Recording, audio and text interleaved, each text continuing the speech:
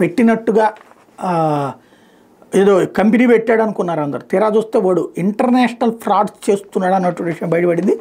గుంటూరు జిల్లా మంగళగిరిలోని data సెంటర్లోని server సహాయంతో అంతర్జాతీయ కాల్స్ చేస్తూ సైబర్ నేరాలకు పాల్పడుతున్న ముఠాని పోలీసులు గుర్తించారు. కీలక నిందితుడు ఉత్తరప్రదేశ్లోని గోరఖ్పూర్కి చెందిన రాహుల్ని మంగళగిరిలో అదుపులో తీసుకున్నారు. అంతర్జాతీయ కాల్స్ చేస్తూ బెదిరిస్తున్నట్టు సుమారు 70 మంది బాధితులు టెలికాం అధికారులకు ఫిర్యాదు చేశారు. వాళ్ళు ఆ కాల్స్ మీద నిఘాబెట్టి సర్వర్ మంగళగిరిలోని ఓ డేటా సెంటర్లో ఉన్నట్టు నిర్ధారించుకున్నారు. ఆ సిమ్ములు జియో నెట్వర్క్గా తేల్చారు. మంగళగిరి పట్టణ పోలీసులని అప్రమత్తం చేసింది కేంద్రం. దీంతో వాళ్ళు సోమవారం డేటా సెంటర్ ఉద్యోగులను ప్రశ్నించారు. ఆ నెట్వర్క్కి చెందిన సర్వర్ సెటప్ని స్వాధీనం చేసుకున్నారు. జియో నెట్వర్క్ ప్రతినిధుల నుంచి ఫిర్యాదు తీసుకుని కేసు నమోదు చేశారు. ఉత్తరప్రదేశ్లోని గోరఖ్పూర్కి చెందినటువంటి రాహుల్ అనేవాడు లాస్ట్ ఇయర్ నవంబర్లో తమని ఆన్లైన్లో సంప్రదించినట్టు జియో ఉద్యోగులు చెప్పారు.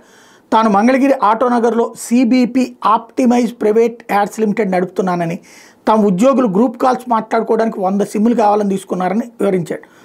రాహుల్ నకిలీ జీఎస్టీ లైసెన్స్ పత్రాలు, పాన్ కార్డు అందజేసినట్టు తేలింది. ఇప్పుడు వీటి మీద క్షేత్రస్థాయిలో సక్రమంగా విచారించకుండానే సిమ్ములు జారీ చేసినట్టు పోలీసు వర్గాల సమాచారం.